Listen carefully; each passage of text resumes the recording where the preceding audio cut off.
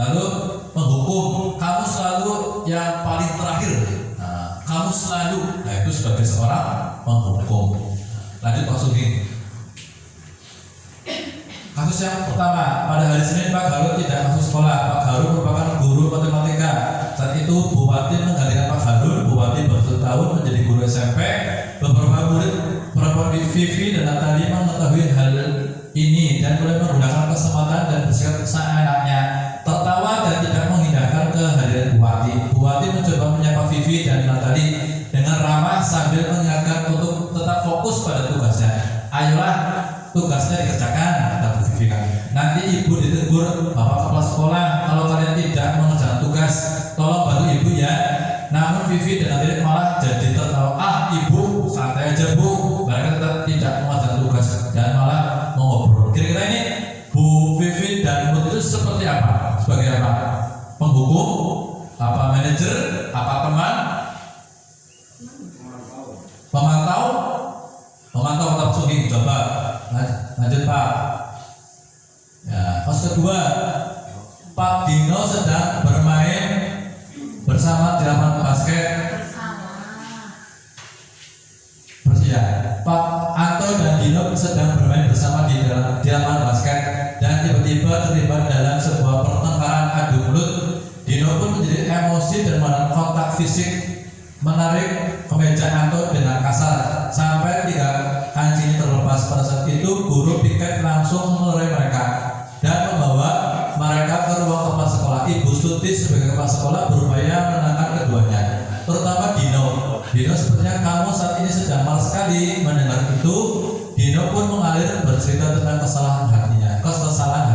Ibu Suti pun melanjutkan bahwa membuat kesalahan adalah hal yang manusiawi dan bahwa mempertahankan diri adalah hal yang penting. Namun, meminta Dino memikirkan cara lain yang mungkin lebih efektif karena saat ini Dino berada di ruang kepala sekolah. Ibu Suti lanjutkan bertanya tentang keyakinan sekolah yang disepakati serta apakah Dino bersedia memperbaiki kesalahan yang telah dilakukan oleh Anto. Dino pun akhirnya perlahan mengangguk. Kemudian Ibu Suti balik bertanya kepada Anto hal apa yang bisa dilakukan Dino untuk memperbaiki masalah. Anto menjawab, saya perlu kancing saya diperbaiki Bu. Ibu, saya akan sangat marah kalau melihat kancing baju saya sampai copot 3 kancing begini. Ibu Suti pun kembali bertanya kepada Dino apakah yang akan dia lakukan untuk mengganti kancing Anto yang terlepas. Lanjut Pak Sugi. Dino berpikir sejenak namun jawab, tidak tahu Bu, saya lem kembali mungkin ya Bu. Ibu Suti berpikir sebentar dan menanggapi, kalau di lem tidak lepas. Kemudian Dino, bagaimana kalau kamu menjadi saja, bersediakah kamu Dino tanpa ragu dan menanggapi menjahit? Mana saja yang tahu bagaimana Bu. Ibu Suti meneruskan, apakah kamu bersedia belajar menjahit? Dino berpikir sejenak memandang meja Anto dan menanggapi yang mempelajari siapa Ibu. Dengan cepat Ibu Suti menjawab, Pak Irfan, guru tata busana. Dino kembali diam sejenak memandang meja Anto yang tanpa kancing. Akhirnya Dino mengangguk tanpa menyetujui dan sepanjang siang itu Dino belajar menjahit dan memperbaiki meja Anto. Terakhir kali terlihat kedua anak laki-laki tersebut, Dino dan Anto, pada jam pulang mereka sudah bercengkrama dan bersenda gurau. Kembali, lanjut Pak. Lanjut.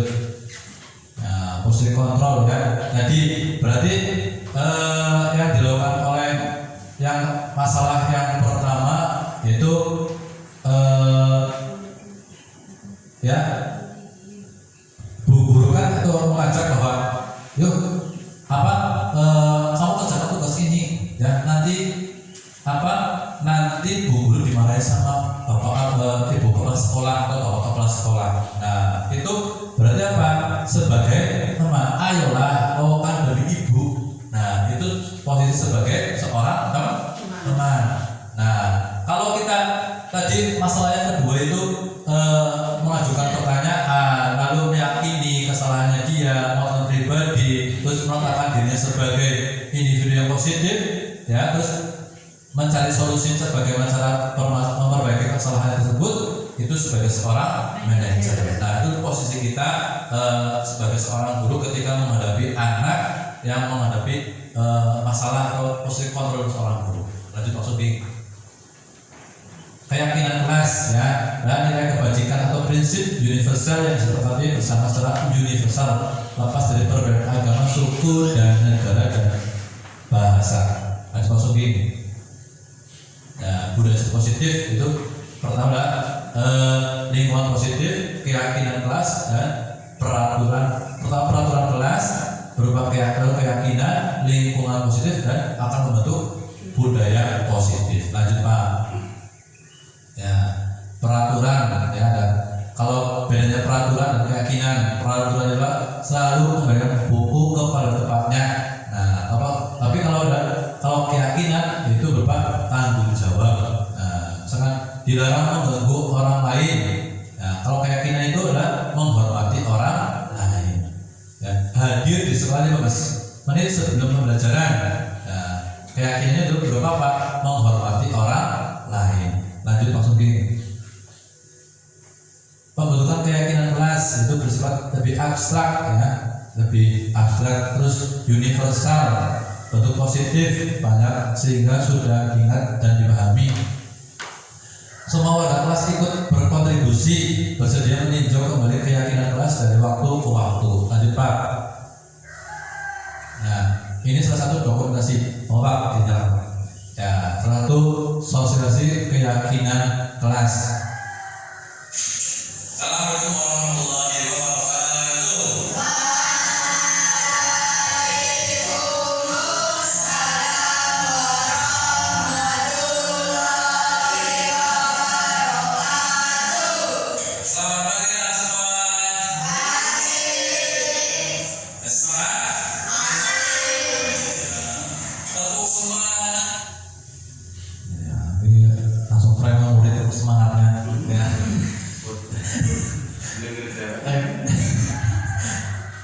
Nah, jadi itu mengawali pembelajaran. Jadi saya membuat keyakinan kelas dulu. Nah, harapan ini adalah hasil dari keinginan atau cita-cita kalian. Kira-kira bagaimana kalian itu mengharapkan sekolah atau kelas yang seperti apa? Ya, yang membuat kalian itu menjadi nyaman. Bahwa dari suatu harapan atau keinginan cita-cita. Ini hasilnya seperti kalian diisi ya. Itu lalu anak menuliskan keyakinan di papan ya. Lalu saya mengelompokkan. Terus tidak ada mengganggu. Berarti ingin suasana dijadikan tenang. Jadi keyakinan kelas yang pertama itu apa? Lalu setelah mengelompokkan, lalu dibuat keyakinan bersama dari harapan-harapan peserta didik. Apa? Ya. Ya. Terus ya masih berdiskusi mengenai keyakinan kelas. Kelas harus sudah kelas seperti apa atributnya. Nah, dan set ya. Duduk harus ada Pak. Berangkat atau duduk. Itu saya menjabat kepada peserta didik bahwa apa yang dikatakan kelas mereka. Terus untuk membuktikan kesepakatan mereka sudah disepakati, itu meminta tanda tangan mereka di papan keyakinan kelas mereka. Salah satu itu tanda tangan, ya ini tanda tangan, terus itu. Ya, lanjut langsung ini.